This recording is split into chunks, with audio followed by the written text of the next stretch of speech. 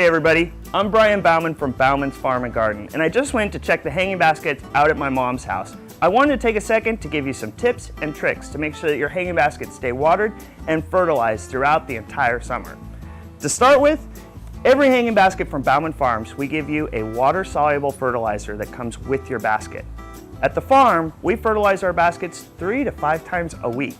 And I understand, I don't have time to fertilize my mom's hanging baskets 3 to 5 times a week. One of the tricks is to take a time-release fertilizer. Now I get it, this is not a fancy looking bag, but what we did is we have a specific blend of time-release fertilizer that we like to use that we've bagged up and put just for you. So we're gonna take about 2 tablespoons of this and put it in the top of the hanging baskets.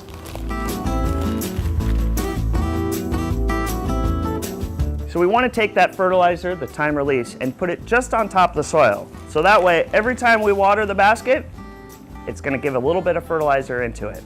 But that's not enough. So what we need to do is take some of this water-soluble fertilizer. We're going to put 1 teaspoon of this into a gallon of water and then water our hanging baskets.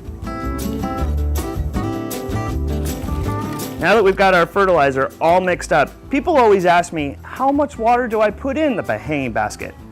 And the answer is, we're gonna fill it up until it starts coming out the bottom.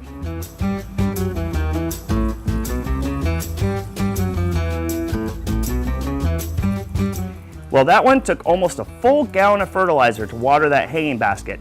And to answer the question, how much water do you give? You keep going till it starts coming out the bottom. And that may go up or go down depending on the weather outside and how big your hanging basket is. But keep going until that water comes out all the way out the bottom.